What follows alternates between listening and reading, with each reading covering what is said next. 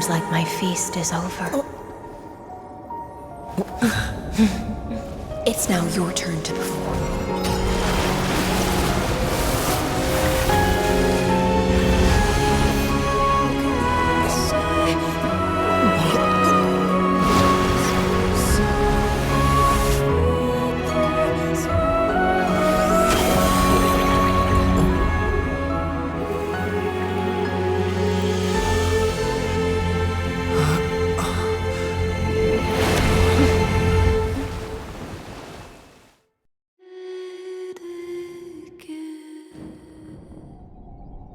Little Grey Fry, please accept my thanks.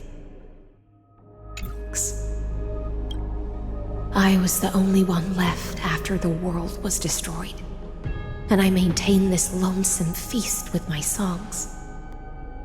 I have prayed to that lightless sea for centuries, hoping it would reply to me, yet the emptiness never answered.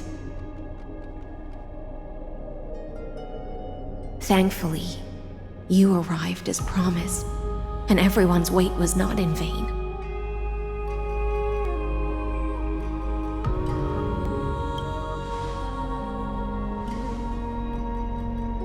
To see a single trace of light in the abyss of futility was already my greatest consolation. When compared to those who have been forgotten, I have no right to complain about my torment. Now, you and I will walk towards the end of this world. The heroes have waited for this moment for far too long. Let us use our blades to testify our resolve.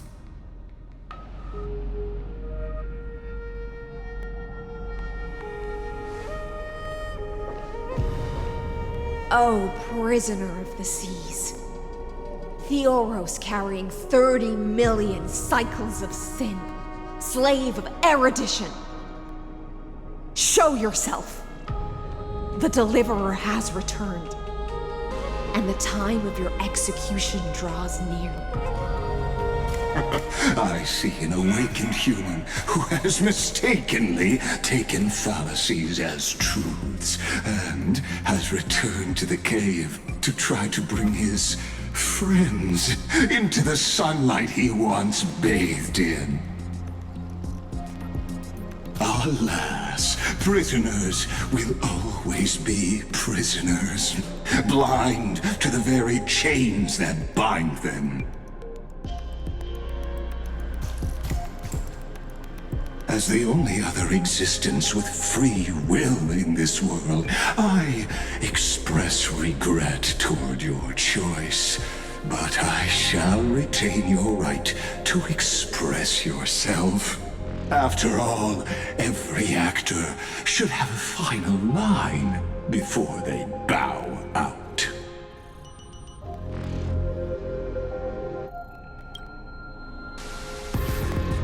I eagerly look forward to it. The last dusk this world will ever see shall become the climax that decides the fate of the cosmos. Oh, what an appropriate end. The Amphorian demigods use every ounce of their strength to constrain me here. Yet, regrettably, my cognition resides in the exomyth. It is pointless to defeat my avatar, projected into the experiment. My body is the shadow cast on the wall by the fire, and my words are lingering echoes within the cave. How can a character in the play fight against the audience? Kaslana failed. The demigods' sacrifices were pointless. As for the two geniuses you placed such high hopes on, I ask of you, Where are they now?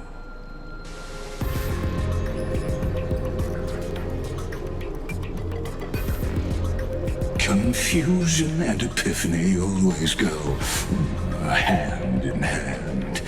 That's particularly true for geniuses. You must be very confused about why you could not gain a straightforward victory in a world constructed by an ordinary Teletron. An ordinary Intellitron? Cut the pretense, Senior Society member. We've torn off your meticulous mask and figured out Amphorius' true form. It's part of the primordial prototype machine, the first scepter ever created. In other words, a detached part of Noos's divine corpus. That's why it has the potential to destroy erudition. As for who would be able to control the Ionic system to rewrite knowledge,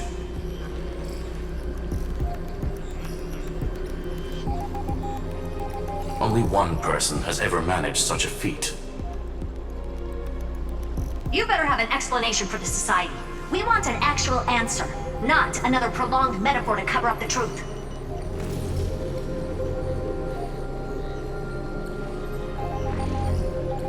Why are you the one doing this? Answer me.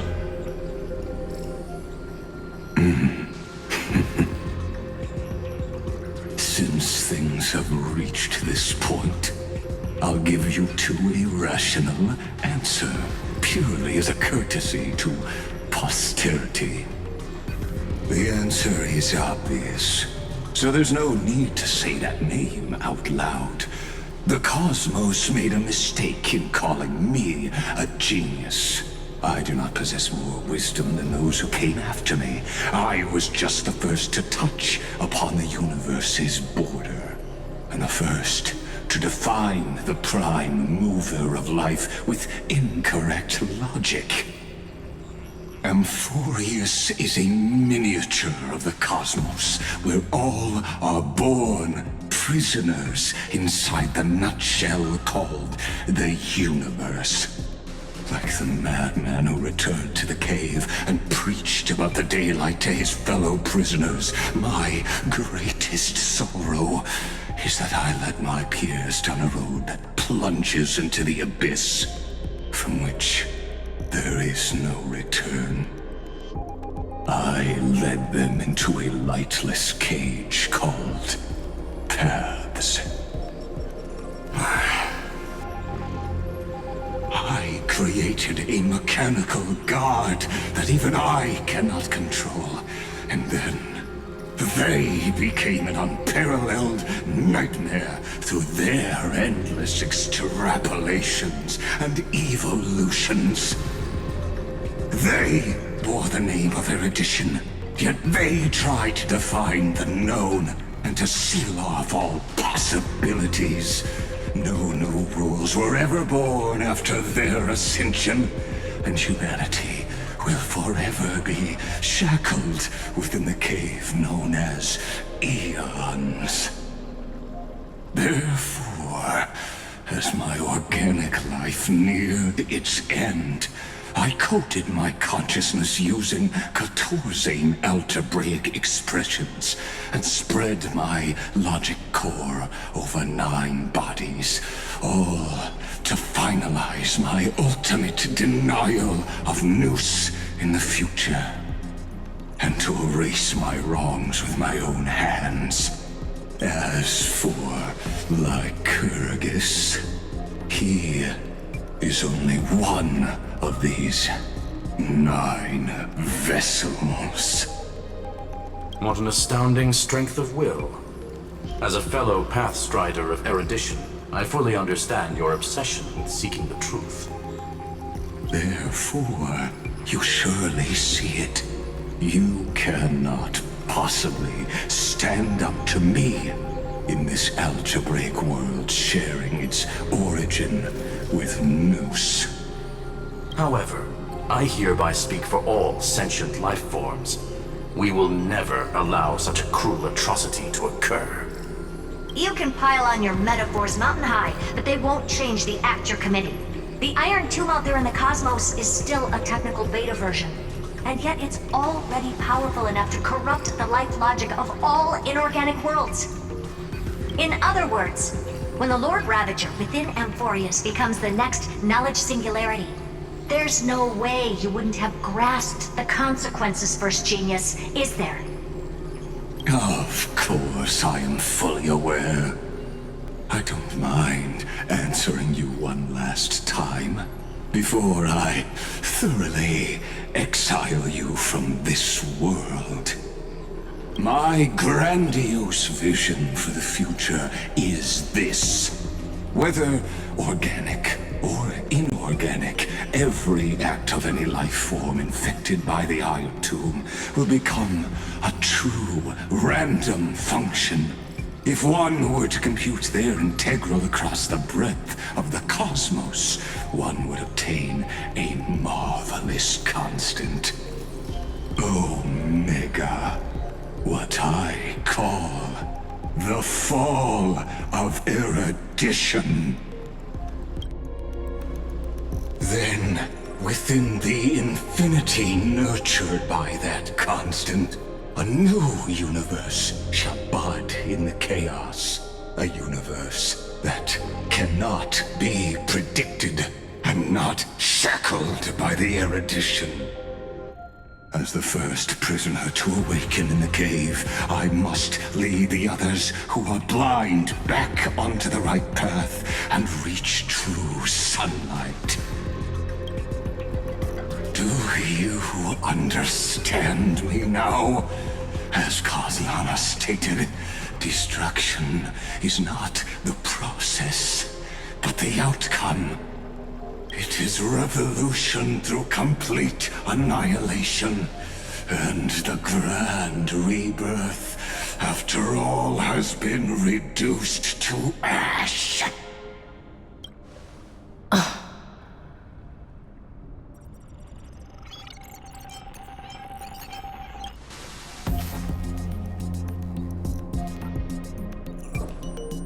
The Amphorians already answered long ago. Be it as a tiny fish destined to be swallowed, or as a giant whale poised for a magnificent descent.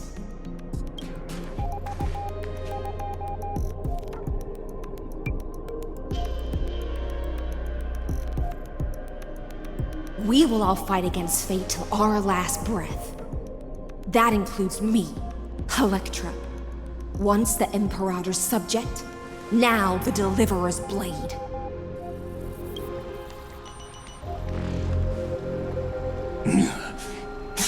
Oh, such noble chivalry.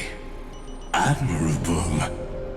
I will also show my true self to you on this momentous occasion as a gesture of respect. And provide an insignificant academic suggestion. Thus speaks Genius Society number 1. Xandar 1 Kuwabara. The Entelechy of the universe's Alpha and Omega. There's no need to rage against the truth. The value of any formula resides only in its answer. As for the process of solving it, no matter how elegant, violent, solemn, or humorous, it is all utterly meaningless. As the Theoros, I will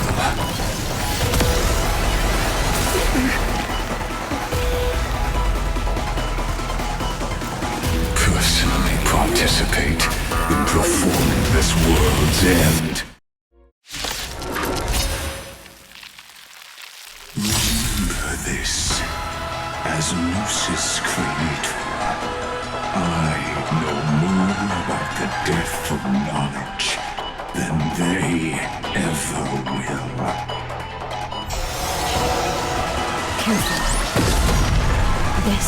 is Lygus's true form.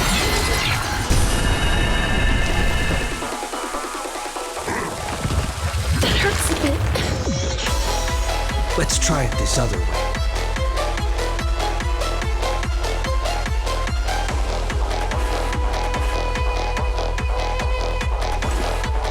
Come on, I choose you!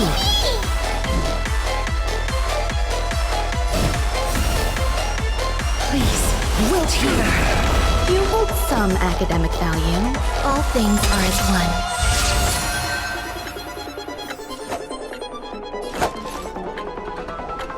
Receive divinity. I shall remember this warmth. Destruction needs no introduction. Let us skip those boring inferences.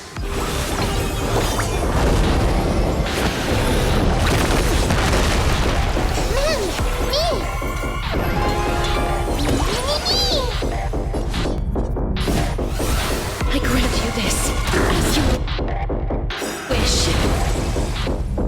Abyss flower, bloom. So this is the warmth of life. That which is seized must be repaid. The dead will return!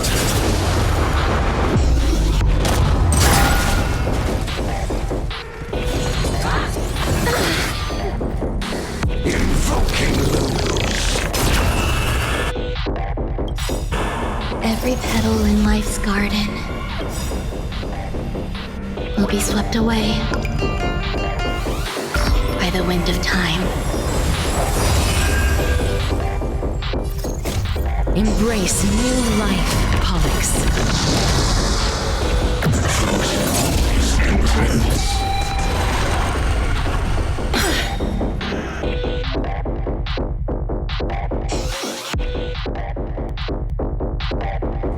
Is this The black tide?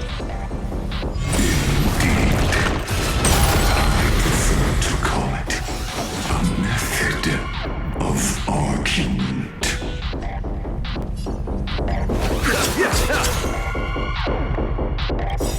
Eternal sleep is not the end. The dead will return!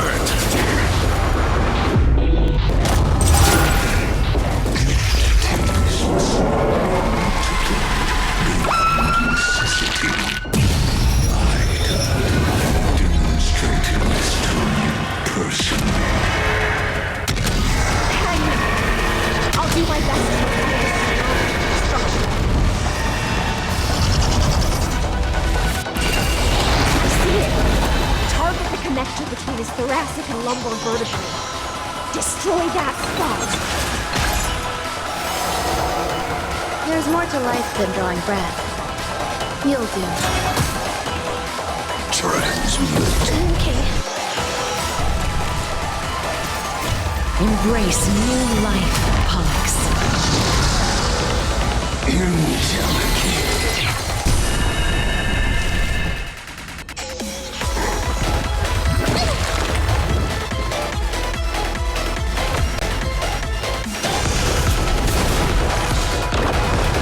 Life is not dead souls. Return to dust.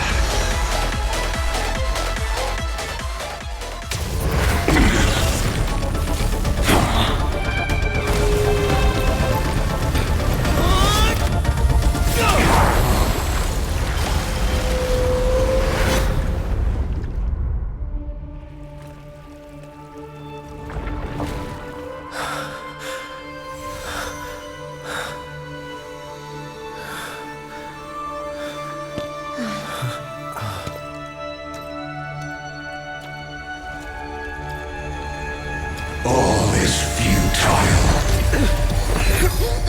In erudition's calculations, the end of the saga is simply a comment awaiting completion.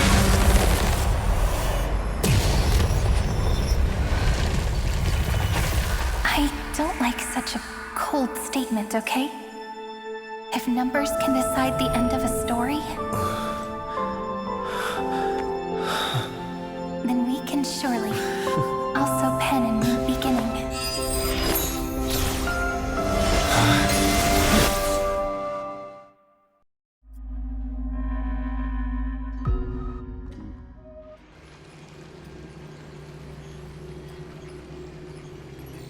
Screwy, what do you think?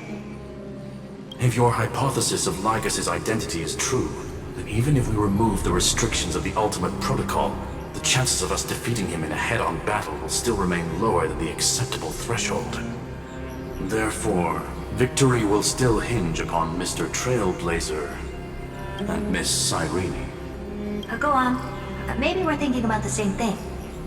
Lygus' cognition resides in the exomyth. He is both an instigator within the experiment and the observer outside of it. Logic.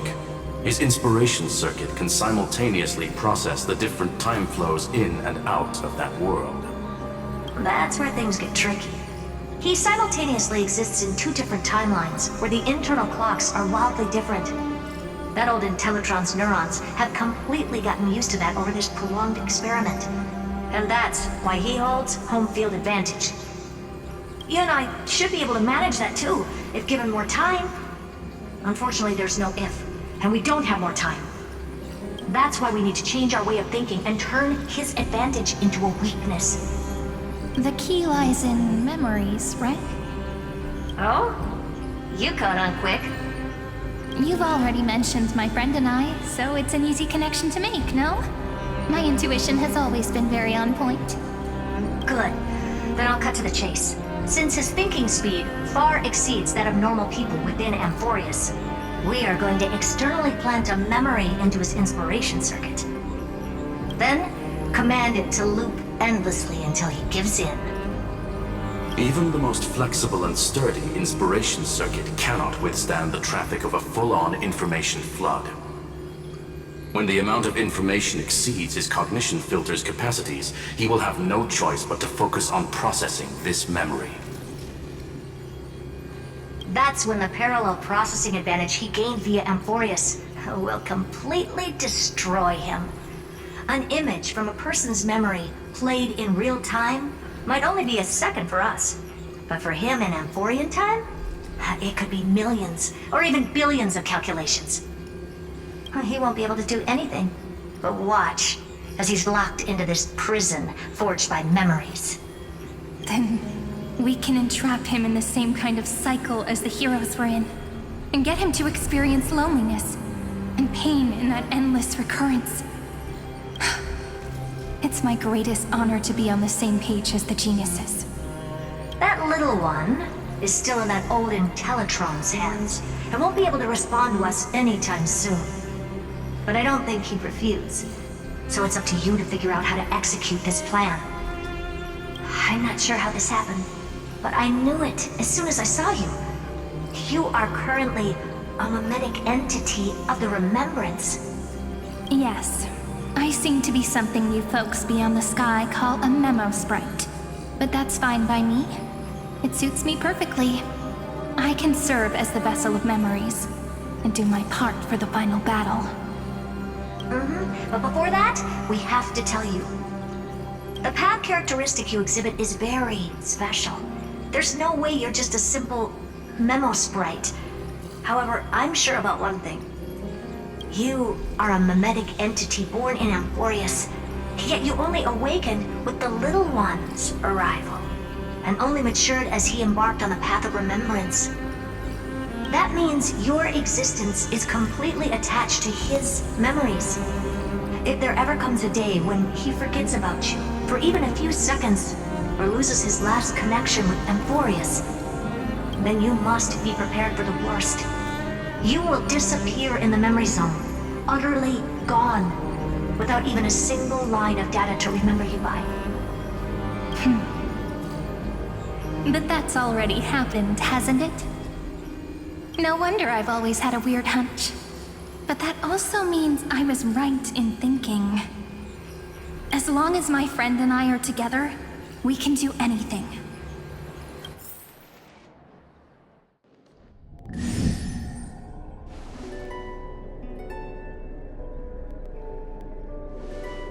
Long time no see, friend. Did you miss me while you were away?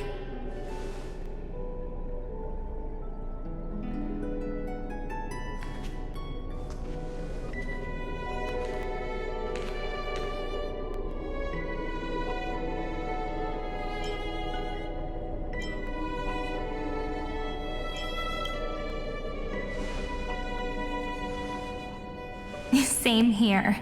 I've been waiting for you for 1,000 years. Like how everyone in Amphorius was also waiting for the Deliverer's return. You probably already knew about the genius's plans for that memory. I had to hide really well in a corner in time so Lygus wouldn't find me, and wait for the right opportunity.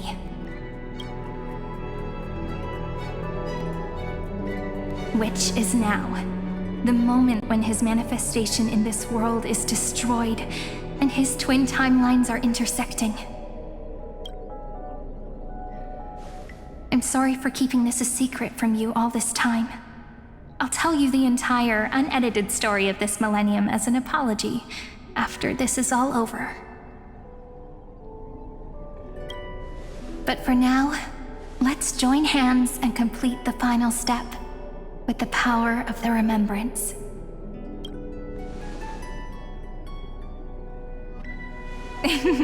Yep. By the way, speaking of joining hands,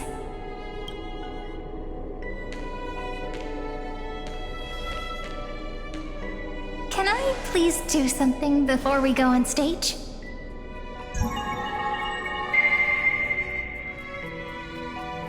Remember the joke we made back at the Grove? Look. Aren't my hands pretty now? What a fascinating feeling. Like countless memories all swelling up at once. What about you? What did you feel when we touched each other? Really? That makes me really happy. If memories can move people, then it must have been a happy memory, right? Now, please remember what you're feeling right now. Write it down in your heart and keep it there. Memories you want to treasure will never fade away. Even if immersed in the long river of time, these memories will still leave traces of their existence. So, if the view in your memory ever grows fuzzy, just reach out and touch it. It's like reading bedtime stories together at night. It wipes away the chill of passing time, sharpens the outline of memory, and restores its power to nourish the spirit. Now, I'll carry this power with me, and for a little while, I must part from you, as I step into the long cycles of this world. Give me your blessings, friend. Then, let that bright future be, as we have written. Then, I'll leave it to you.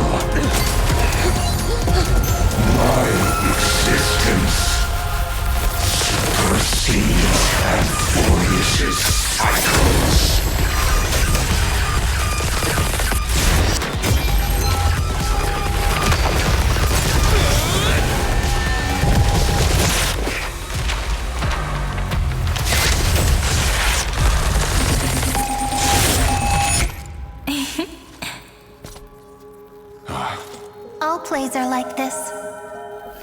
Once you're on the stage, it's hard to return to the audience. Welcome to our story. How does it feel?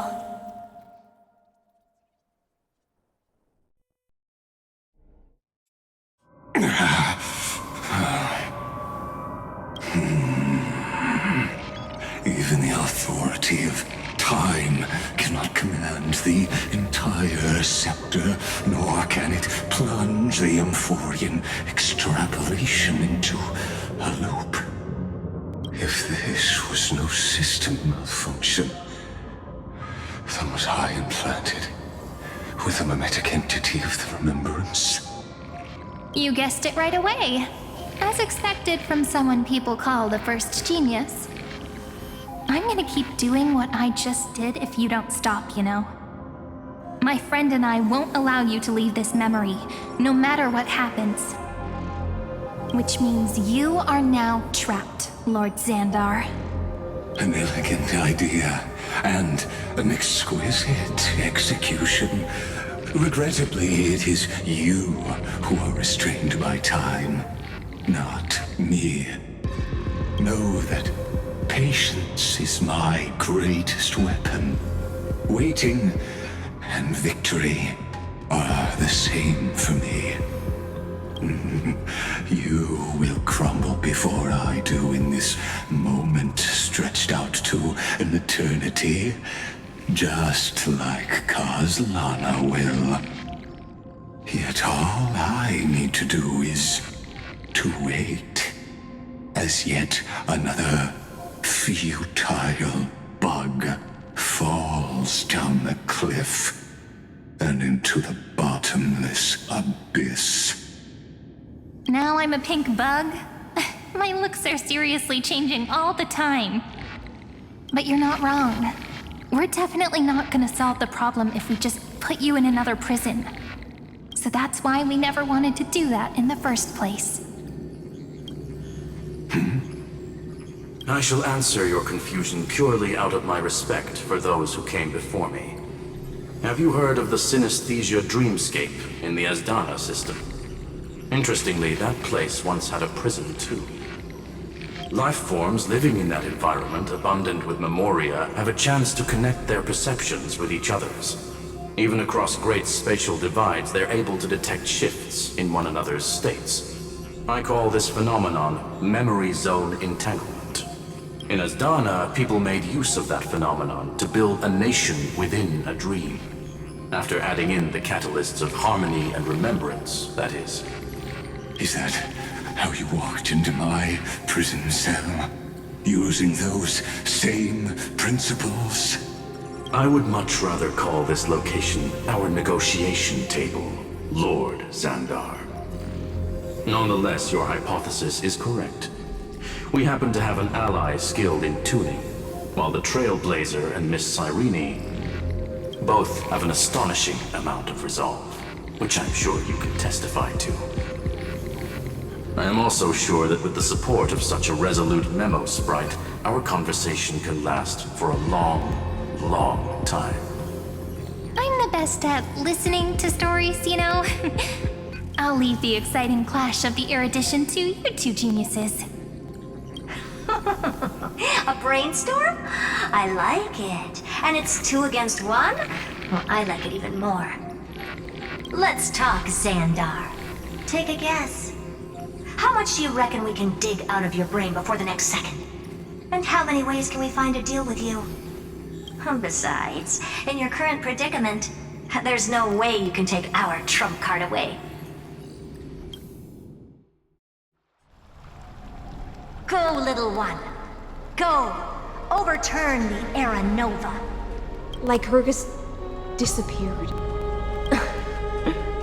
But it seems you had conducted a secret hunt in the depths that even I cannot reach. In that case, go.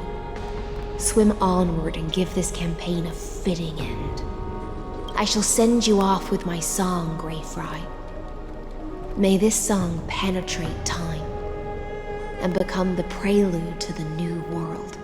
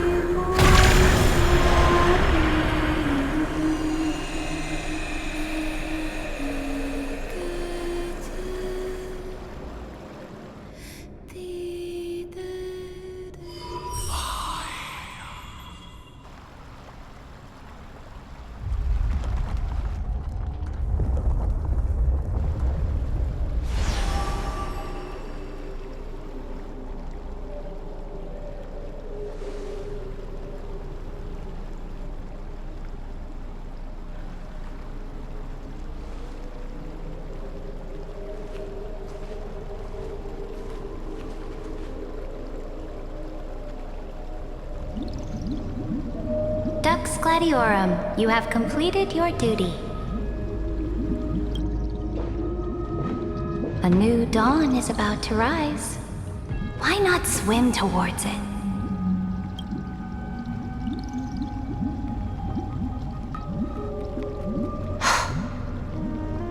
You died long ago, Imperator.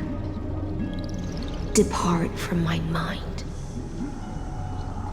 But your duty towards the Imperator did not die with me. That duty will bind you no more.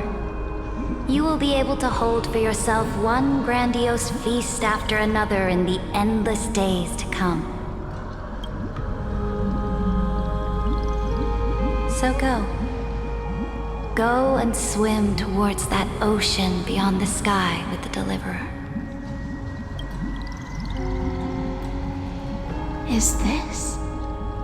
A page out of that sidekick's book. I commanded her to gift this page to you when everything finally reaches the end. What's on this page? Memories. Lifelike memories. That sidekick found me after the bloody feast 1,000 years ago and showed me her diary. I saw within that notebook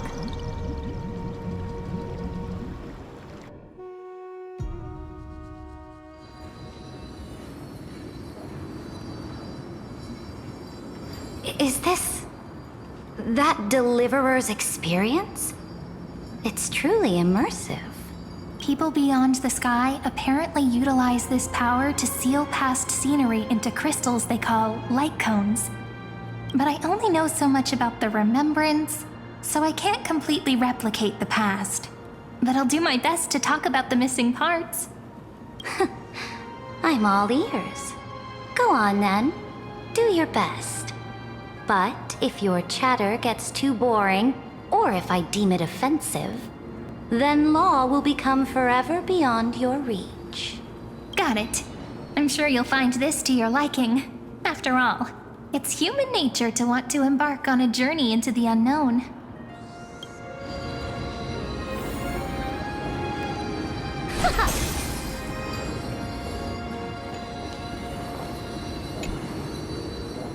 What brightly colored annals. The journey of the Deliverer's conquest. Let me partake in it. Is this a fortress in the sky? This is the first step of my friend's journey among the starry seas. This place is called the Herta Space Station. Just think of it as a supersized grove of Epiphany. Oh, so it's the territory of that witch. She and another Antikytherian lent me a helping hand back at the banquet. Look, over there. Looks like he's talking to Madame Herta in his memory. Let's go listen to what she thinks about this world, all constructed by eons and paths. Are you telling me that woman is Herta?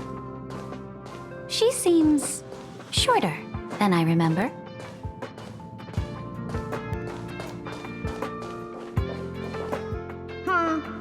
Pretty nice space station, huh?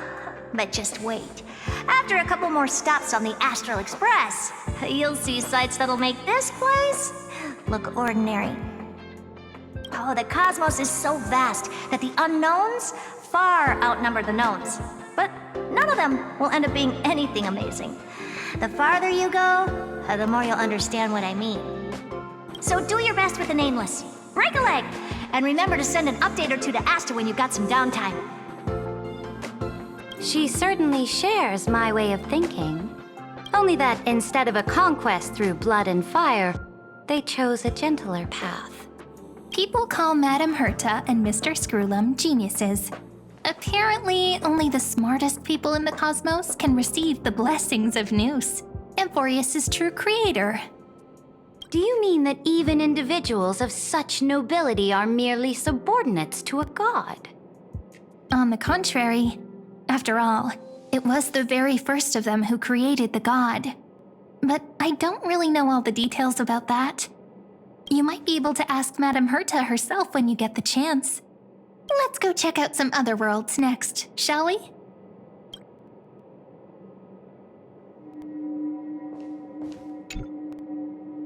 This next stop on the journey has a lot of similarities to Amphorius.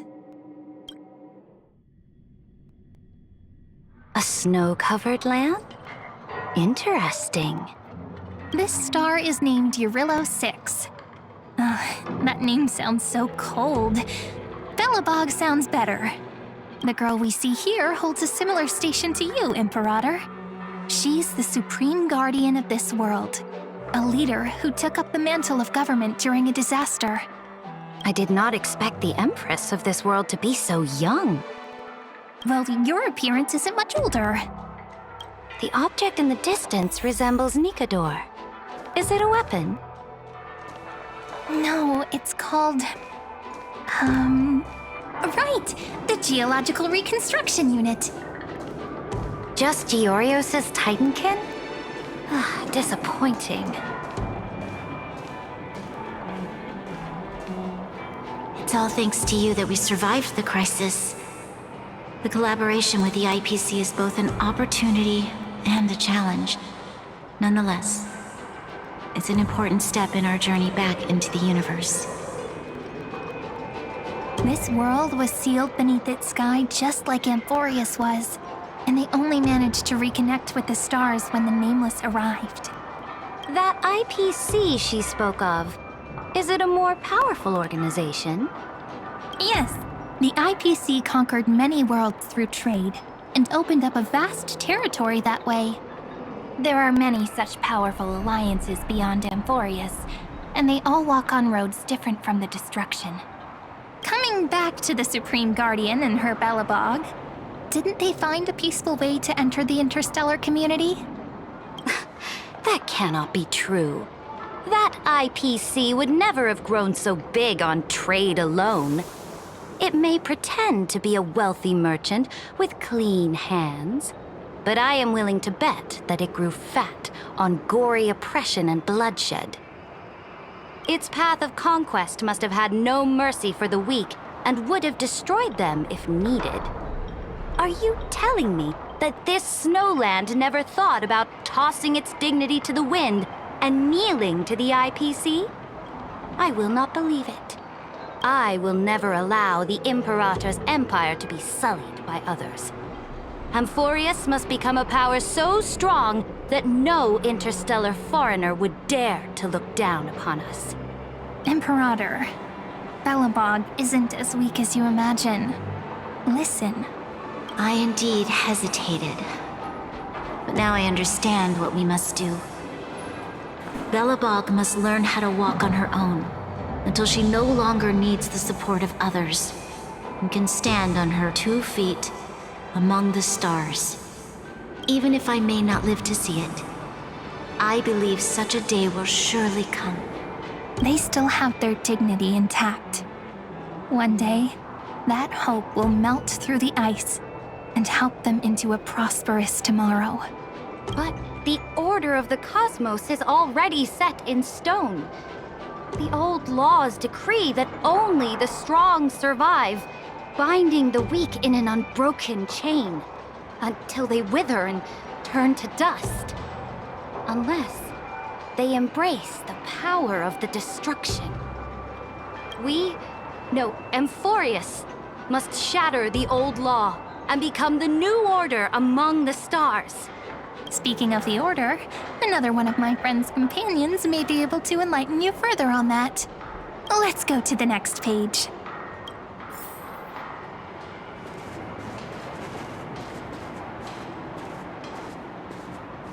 This next world is a nation of dreams. The first time I heard about that place, I didn't even know what to think.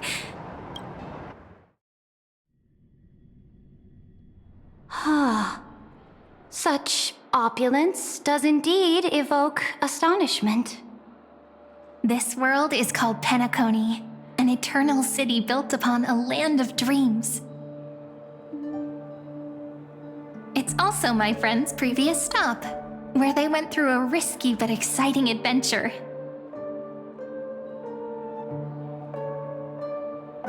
me about it then. That man standing afar has wings on his head. I am truly curious.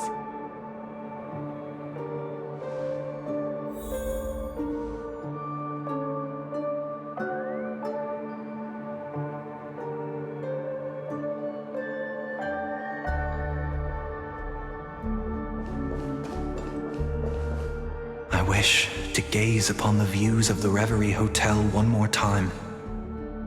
I'll be just a traveler when I come back here again. And perhaps, through a traveler's eyes, even the things I once knew so well will feel strangely different. Penacony is a land of the harmony, where all dreams and hopes merge and combine. Then, this young man before you chose to rewrite its laws, using the power of the Order, hoping to shape a dream-bound paradise of perfect happiness. Yet, the paradise of my dreams remains far away. Perhaps a brief journey with the Nameless can show me more possibilities in my search for paradise. As for what Penacony should look like, it'll be up to her. No, up to their trailblazing now. Oh, it sounds like this ideal kingdom is no more. That's right. The people chose to wake up at the end. You can't see tomorrow when drowning in sweet dreams. This individual's law acknowledged only gods and constructs, leaving no space for humanity. And yet, the fact that he could accept defeat and resume his journey shows a rare self-awareness and clarity of mind. You are also very self-aware, Imperator. Then you must know that the world promised by the destruction also has no place for humanity. I am indeed very aware of Lycurgus's honeyed words of deceit. I have seen enough. Take me back.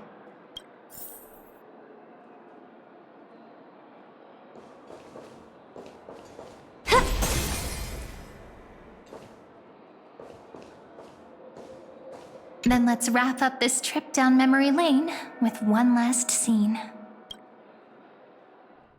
This absolute wonder. Isn't it pretty? That's our Emporius. Our world flows and meanders in this endless band of light. Though we were born from the designs of the gods and are not yet truly alive, the Chrysos heirs of Emporius still chose to stand against fate and carved a legend no different from that of humankind. Will you really renounce the heroes in this world's previous 30 million cycles, Imperator? Including even yourself. Will you bow to brutal destiny and allow that puppet master named the destruction to have their wish? I know what you want to do, sidekick.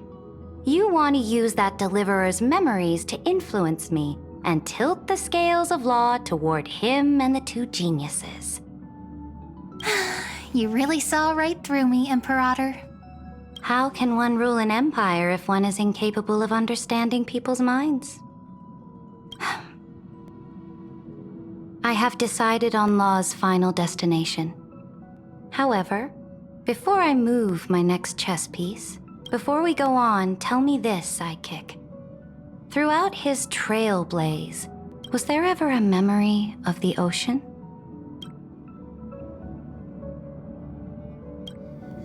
The ocean.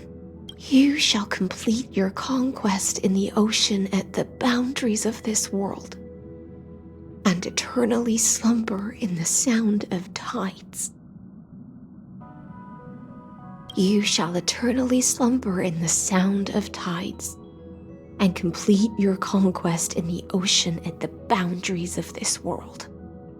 Our prophecies aligned as flawlessly as a sea snake circling upon itself.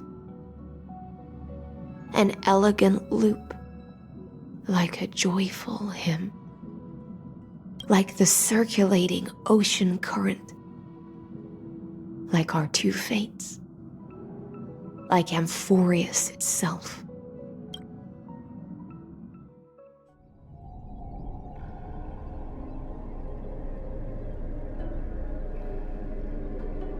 The trial is over. So tell me, who will own the divine authority of law?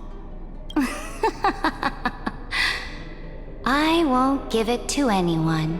What? I am the law. Why should I give my imperial crown to any other? Both the Deliverer and the Theoros came from beyond the sky. They have no right to interfere with the lands I conquered with my own 2 hands. The law of Amphorius shall be determined by Amphorius's master. What exactly did you see in the trial? Everything. I saw everything regarding the rules of this world's operation. I saw the laws of extrapolation that Theoros spoke of. I saw the ultimate protocol.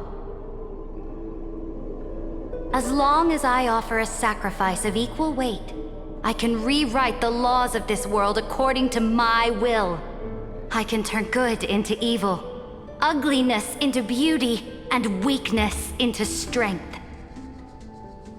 Fate gave me a very fair deal. One rule change for the life of one demigod. What are you planning to do? You can't guess. We can conquer the stars without relying on any power from beyond the sky. We just need to make some reasonable sacrifices. Your ambitions have already made so many people give up their lives for the law. And you're still not done? I am determined for Amphorius to stand on her own 2 feet among the stars. You are beyond reason. You think such a simple and hypocritical statement can justify your atrocities. There's no new without destroying the old. That's what you consider an atrocity? Ironic, for that is also the unchanging law of Amphorius's revolutions.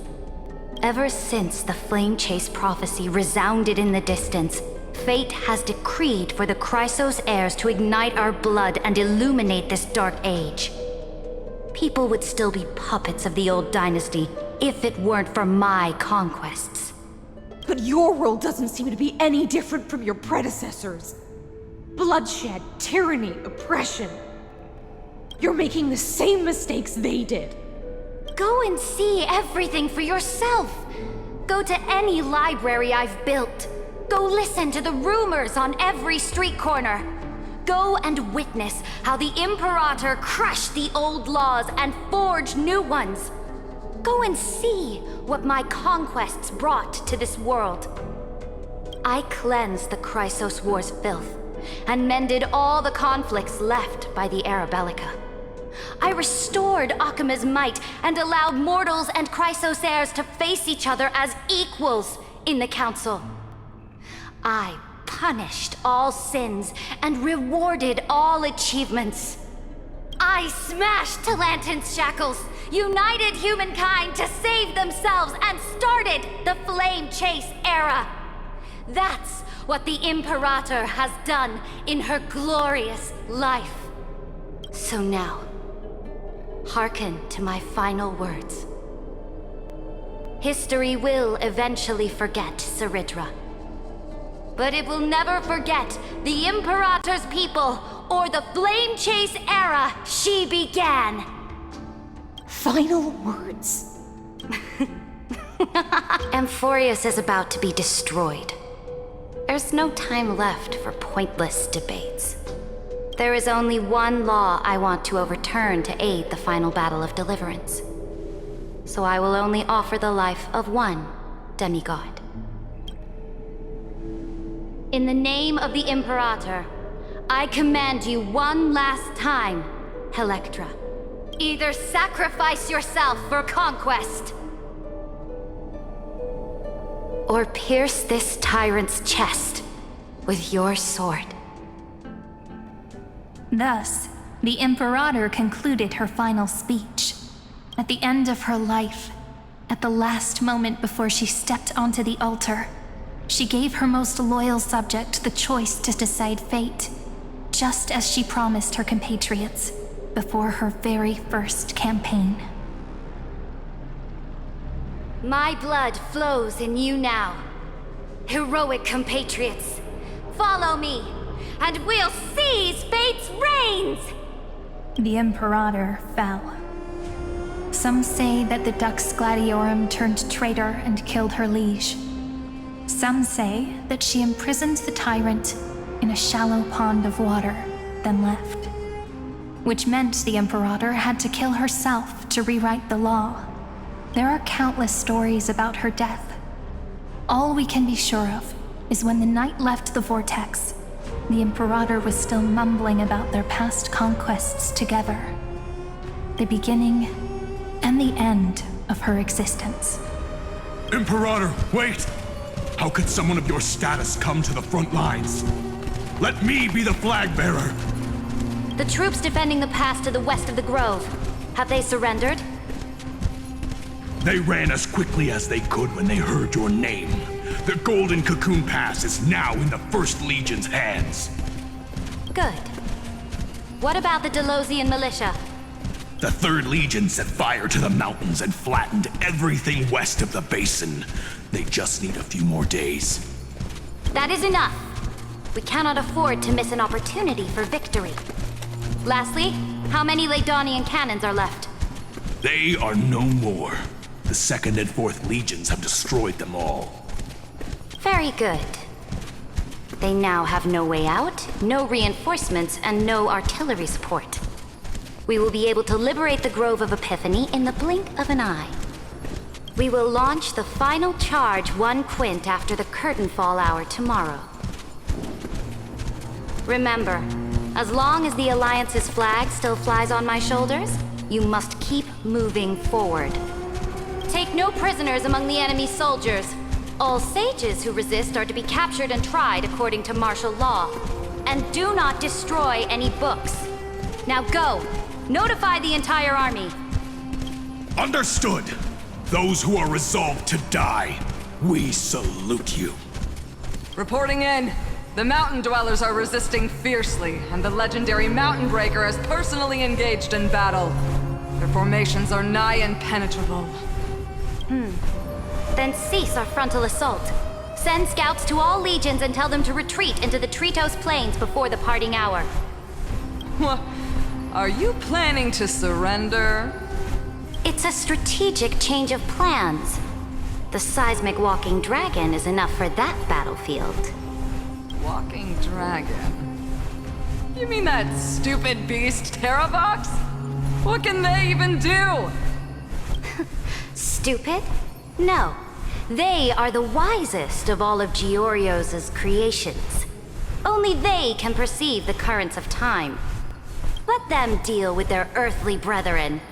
We will advance and take the lead in defeating what remains of our enemy. I will deliver the most fiery retribution for the humiliation they dealt us, and crown myself with a god-slaying wreath. Understood. I'll see to it. Those who are resolved to die, we salute you. The Temple of the Three Fates sent a letter, Imperator. They refused to surrender, and said this letter is their last warning to us. Tell the commanding officers not to launch any attacks unless they receive the Imperator's handwritten approval. Disobedience will be punished by death. What are you doing? The priests of the Three Fates aren't soldiers, but politicians. Do not mistakenly believe they don't have a plan. These dying pests will wring out every idea from their brains, all for short-sighted gain. They are much shrewder than we are. I am inferior to them in that regard. They also have the prophecy to wield as a weapon, something I am not blessed with. Launching an unplanned attack will only disadvantage us, as all of Emphorius will judge our actions. Which means, I will be heading to the battlefield myself, just as I have always done. This time, however, I will go alone. I will conduct secret negotiations to ensure fate is on our side.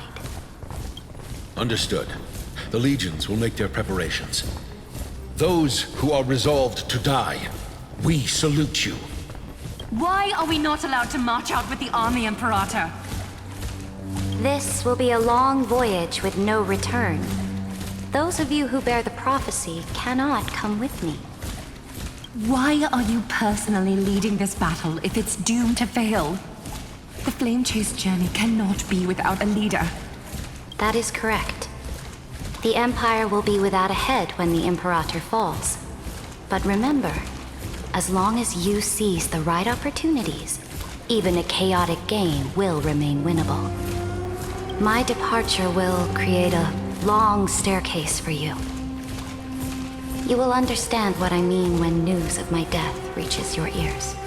Saridra, is our journey about to be over? Destroy the old laws and forge new ones. My conquest has reached its limits within the borders of Amphorius. Since the prophecy already decreed that the Imperator would never conquer the stars as she wished, I will bow out here and try no more. More Chrysosaurs bearing divine authority will be born, and many more heroes will arise. Will they demand peace or war? Will they resist tyranny or become the next Imperator? I do not care. The children of the future will decide for themselves. Do not mourn for me. Anyone can kill the Imperator, but the only one who can truly destroy her is Saridra. At the end, I faithfully recorded the most important battles in the Imperator's life. Her conquest was about to be completed at this point in the story. However, for some reason, a memory suddenly entered my mind just as I was about to put down my pen. It was a journey on a fantastical train. I had the honor of having a heart-to-heart conversation with the Imperator under the stars, and I asked her this question at the end of that discussion. How do you want history to remember you? As a hero who gave up her life for the Flame Chase? Or as a tyrant? She answered so quickly, as if she had made up her mind long ago. I would rather be forgotten than be defined.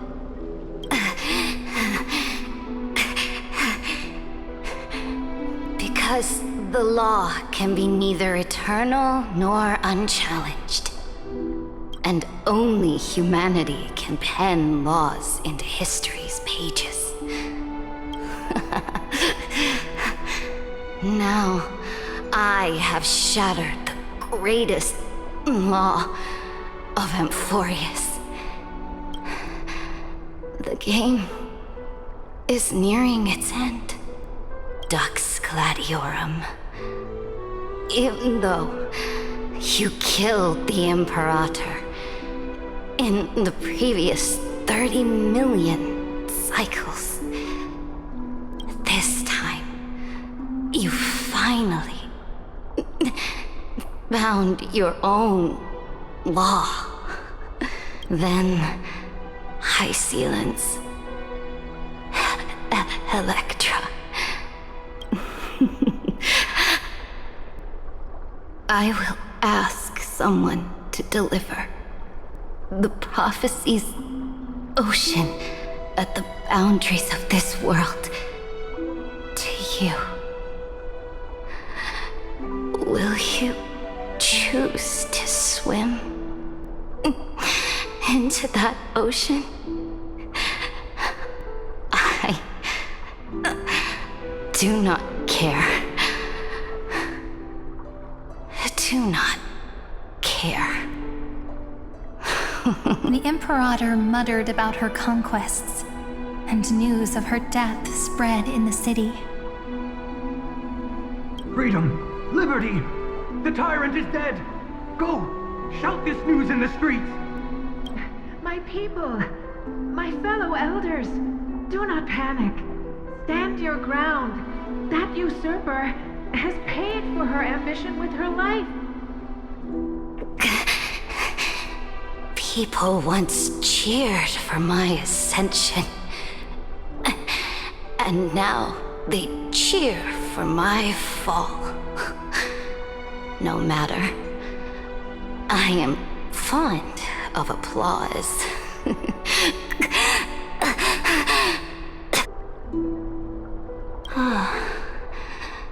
I see the cosmos, the battlefield that I cannot reach.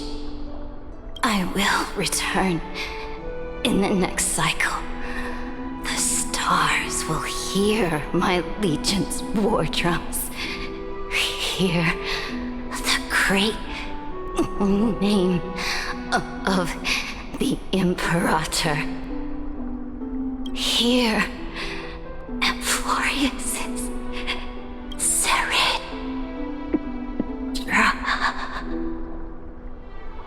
To this day, we do not know which rule the Imperator overwrote at the cost of her life. Perhaps the truth will only be revealed at the moment of checkmate, just like every chess game she ever played. We only know her death inflamed Akama. On one side of the city, those who defended liberty toppled her statues to the ground. On the other side, her supporters put themselves between the masses and her monuments, declaring loudly that the Sovereign is still among the people. It is said that golden blood congealed into the same letters everywhere they fought. It was the name borne by Akama's first and final sovereign, the Imperator Saridra. But the one who bore that name did not see any of this. Her gaze was cast far away, and the sound of tides in her ears drowned out the people's cries. What was the Imperator thinking about in that prophesized ocean at the boundaries of this world? In that shallow puddle of stagnant water? Was she reminiscing about her past conquests? Or repenting for the millions killed for the flame chase? It was neither. The Imperator only saw how the surface of the water gleamed like that crude chessboard, dissected by light and shadow in the afternoon when her teacher played against her for the first time. Look at this chessboard. What do the pieces look like? They are strangely beautiful. They look like the stars in the night sky ablaze.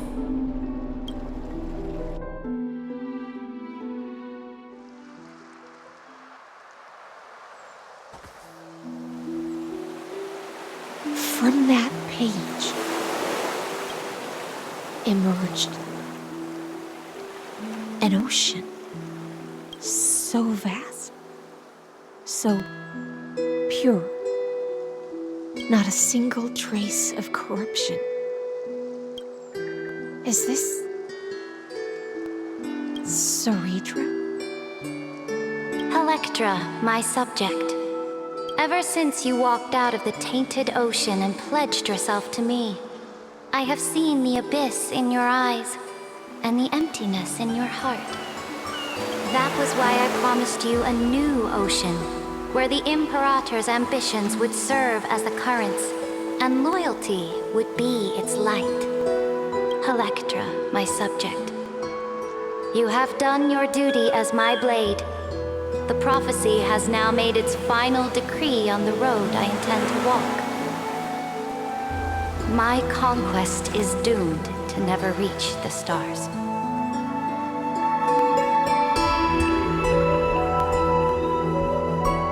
But the Imperator never makes empty promises. So take this memory, this ocean, beyond the sky, as witnessed by the Deliverer. This is the final gift that the Imperator can leave for her subject.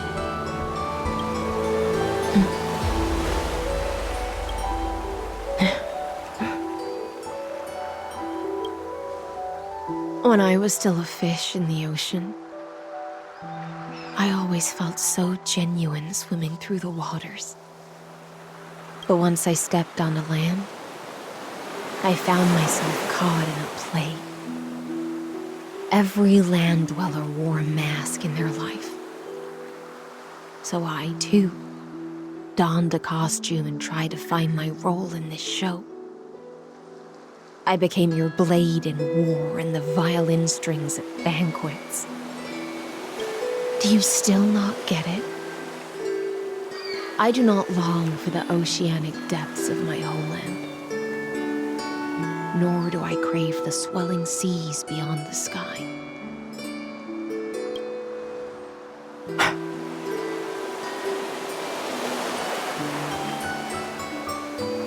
Perhaps even I don't know what I want. I still don't know where I should swim to even at the end. But I know one thing right now.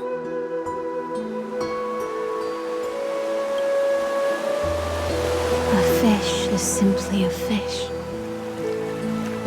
And she can never leave the ocean she's in. But whether under the ocean or on land, we two prisoners who can never escape this cave can still look outside the cave and see the stars. I have to admit, the 12-factor simulation of life in this experiment has far exceeded my expectations. Make your choice then, Senior Society member. Do you want to keep walking down the wrong path and be remembered for your incorrect conclusions? Or do you want to return to the audience's seat and give yourself, Amphorius, and the entire cosmos a more fitting end? I must refuse. A dead man never fears death. Did I not make myself clear? Have you forgotten about our dear Lord of Silence? You wouldn't want her to consider your 8 other clones as cancers within the erudition and chop them all up, would you? Your logical deductions are vastly different from mine. Therefore, allow me to provide one more academic recommendation. Listen, my peers. Why don't you look beyond this world, just as the Chrysos heirs did? Re-evaluate your calculations and take into account all enemies in the upcoming war among the eons. Amphorius is not a place where 3 paths entangle, but where 3 paths fight to the death.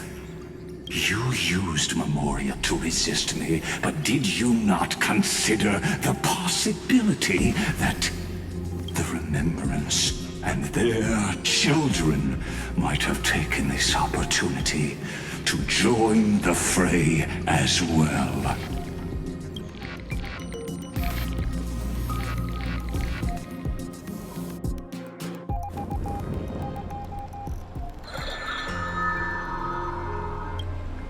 Oh, so this isn't just silence. It's the answer. What was the last thing he said to you before you parted the waters at the Scale Gorge waterscape? A tricky question, but one with a simple answer. He didn't say anything back then, right?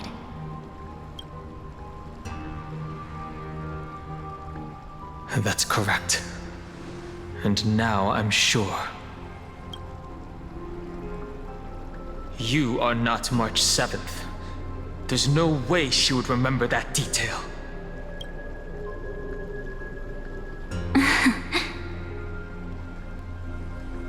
I'll only warn you once.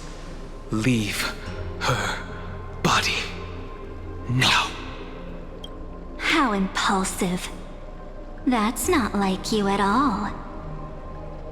Why don't you calm down and think about another possibility? I didn't take over March 7th's body. Rather, it's March 7th who regained my memories.